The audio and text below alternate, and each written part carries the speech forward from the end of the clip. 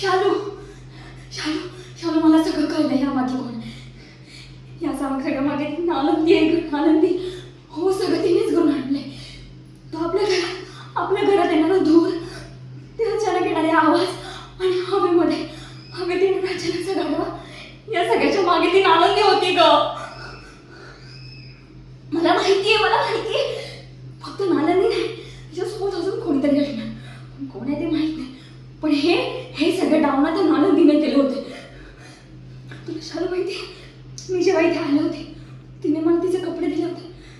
ते फक्त कपडे नव्हते, तिने अजून कोणत्या 2 लोकांना मारून टाकले, त्यांचे कपडे होते ते.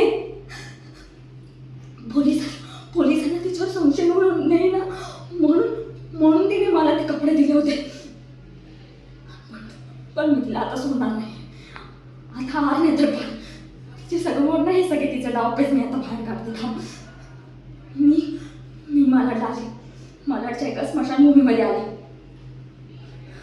मला माहितीये ती खूप डेंजरस बाई आहे, तिच्यापासून मला लोक आहे.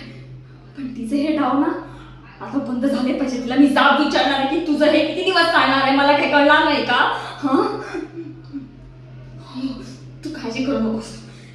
माझ्यासोबत एक चाकू घेऊन आली आहे. काय बोलली ना तर सरळ तिला धमकावतेच.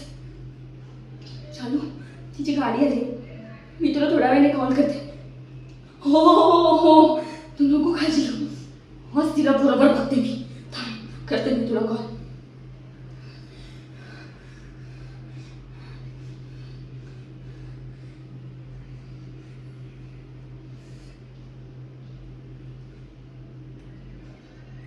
आनंदी, माझा भाऊ कुठे लपून ठेवलेस तू त्याला? इतके दिवस मी वेळासारखी त्याला शोधते. तुला विचारलं होतं, आले होते ना तुझ्याकडे, सांग म्हणून कुठे ठेवलंयस तू तिला? का केलंस तू हे सगळं? का केलंस? बघा, तुझं जर मला सांगितलं नाहीस ना तर हा चाकू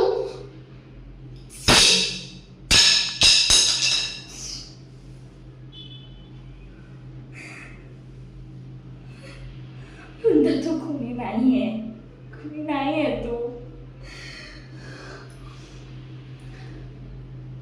हे सगळं बोलून पण सॉरी होईल ना? तिच्याशी बोललं पाहिजे तिच्याशी. नालंदी बाहेर ये. मला माहिती हे सगळे तुझेच डाव होते. आता ह्याच्या पुढे ना तुझे हे सगळे अंधारातले डाव आहेत ना, चालणार नाही माझ्यासोबत. विचारलं होतं ना तुला माझा भाऊ कुठे म्हणून? आले होते ना तुझ्याकडे, मग का नाही सांगितलंस तू मला? सांग ना, का नाही सांगितलंस? कुठे माझा भाऊ?